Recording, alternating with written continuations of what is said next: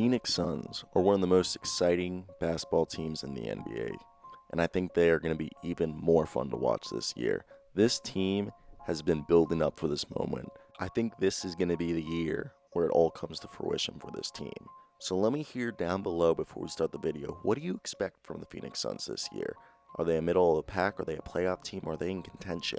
So let's talk about it. What to expect from the Phoenix Suns this year? I really didn't expect the Phoenix Suns to trade for Chris Paul. I didn't expect him to land there, but they didn't give up too much for Chris Paul. I know they lost some players like Kelly Oubre, but man, oh man, we saw what Ricky Rubio was doing next to Devin Booker, and Devin Booker loved playing with Ricky Rubio. I assume he's going to be ecstatic and going to have the greatest time of his life playing next to Chris Paul. Chris Paul makes his team a playoff team, without a doubt. Like, at least an 8th seed, but I really think they're going to be a 5th or 4th seed. And I think this is going to help the development of DeAndre Ayden as just on the offensive side and other side. I'll get into that later. I don't want to talk about it because he's actually a subject of this video at a later point. But I do really want to talk about how Chris Paul will help facilitate this offense, the offense which is the 0.5 second offense that Monty Williams loves to run. And which is another thing we'll talk about when we get to Monty Williams. But Chris Paul is just going to be such a good mentor, leader for this team. He's going to help the offense be efficient, get the players to get their best shots. He's going to help run the offense well and be able to facilitate the offense to the most efficient version they expect it to be. Monty Williams, when he originally signed or got hired to be the Phoenix Suns head coach, talked saying he wanted to run the 0.5 second offense, which meant each player had half a second to either pass, shoot, or drive with the basketball. And that means it's just a really high efficient offense, meaning that they expect you to do the best, just do on instincts, to operate on instincts, which is a really good thing. I don't think we saw it in full display on how Monty Williams would have liked it due to the fact it was his first season, players were learning. So I think this year we're going to see it a lot more on display than it was last year, especially with Chris Paul being here and being able to facilitate it. I don't know if you guys knew this. Monty Williams' first head coach job was with the New Orleans Hornets in 2010 with Chris Paul.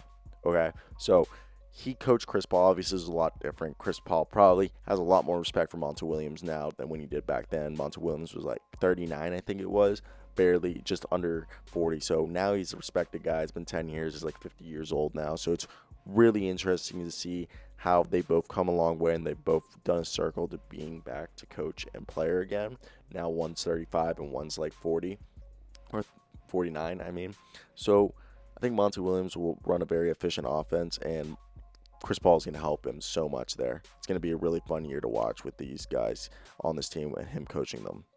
Devin Booker, man, I love this guy. He averaged 26 points and had 6.5 assists last year. I don't know why I said rebounds. But anyway, this is a guy who, he played a lot of kind of like a point guard position last year, as he had not a career high in assists the year before. The past 2 years, he's been playing more of a point guard role. This year, I feel like he'll go back to the shooting guard role. He might still have like around 5 assists a game, which I'm perfectly fine with. He's had like almost 5 assists in his third season.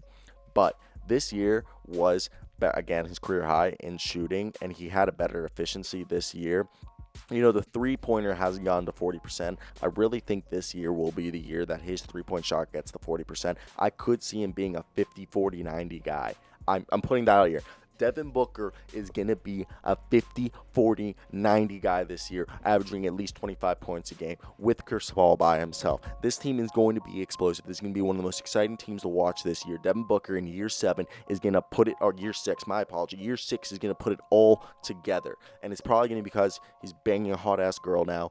And you know what? I really think it's great. I think he's going to be shooting 40% from 3 because he's going to have the best looks of his career. He's going to be shooting 50% from the field because he's going to have the best looks of his career. He's going to be getting to the rim more and be shooting amazing, because we already saw last year he shot 91%. He's going to continue being a 25-plus point per games per score, and he's going to lead this team to at least the 5th seed in the NBA. This is the year where Devin Booker puts his mark in the NBA, and he's like, yo, NBA, y'all forgot about me. Y'all been sleeping on me. Yeah, I know y'all chirp about me here and there, but you know what? I'm Devin Booker, top 5, maybe top 10 player in the league, okay? I actually truly believe that. Huge Devin Booker fan. I think he's finally going to put it together, because this man, oh man, he deserves to put it together, and I truly think he will. So really, that's my take on it. I think he is one of the best players in the NBA, one of the best shooting guards, and he's going to show it and put a statement on the league and put him on notice. And hey, haven't you guys forgot about me? My name is Devin Booker, and I'm a beast. I really didn't expect Stick Smith to go in the lottery. I had him going at like the highest, I think 17 or 18. But, they did the same thing with Cameron Johnson a year ago. So we're not surprised. They got the guy they wanted. They didn't have to trade. I mean, I felt like they could have traded now, got some value, and still would have been able to get him. Though, with Stick Smith, one thing. He was, without definition, going to be the best rim protecting 3 and D player or big man in this draft. He was the best 3 and rim protecting big man in the whole entire draft class, which I feel like they want to pair up next to him as a power forward, next to DeAndre Ayden, just to have this front court of 2 guys who just swat shots, and you have Stick Smith on the offensive side being able to spread the floor, have a big wingspan. He might not get you 10 rebounds a game, but he'll get you like 8. And I think he's going to be a guy from day one. He's going to get you like a block and a half a game. He's just that good of a defensive player. I've always been a big fan of Stick Smith. I'm from Maryland, so I've been watching him for years. Just even before, because before I went to KU, I was a big Maryland basketball fan, so I knew he was a big prospect on their board, and he's just a fun guy to watch, and I'm excited to see him on the Phoenix Suns. Perfect situation for him to go to. DeAndre Ayden, is he worth the first round pick, the first overall pick that he was? Let me hear that. I know he averaged a double-double this year, and I know he played better this year, but come on, I want to know, this is year 2. You're going into year 3. I wasn't impressed with you that much in year 1. Year 3, looking at your stats now, I'm a little bit more actually impressed. But he doesn't seem as dominant as you would want the first overall pick to be. You would think the guy who was drafted number 1 would be more dominant 2 years out the gate. Going year 3, I hope that he can go up to being a 20-point per game scorer. If he's not, I want him to be the most dominant defensive player and rebounder in the league.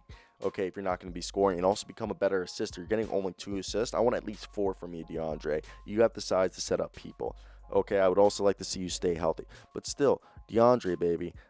Didn't DeAndre Ayden get in trouble for diuretics? Diuretics. I think he took diuretics, which basically means he was diluting off of steroids. So, yeah, he tested positive. He had a 25-game ban. I forgot all about that. But, yeah, he was doing steroids. Look, man, yeah, you had a better season. But if you're going to do roids, don't get caught. I have no problem with anybody doing roids or PEDs of any sort. Just don't get caught, because PEDs create the best level of basketball. And if everyone, because 85 to 90% of the NBA does use PEDs, it's a proven statistic. Go check out, I have 3 videos on the NBA's PEDs usage, one about LeBron and 2 other about just PEDs in general.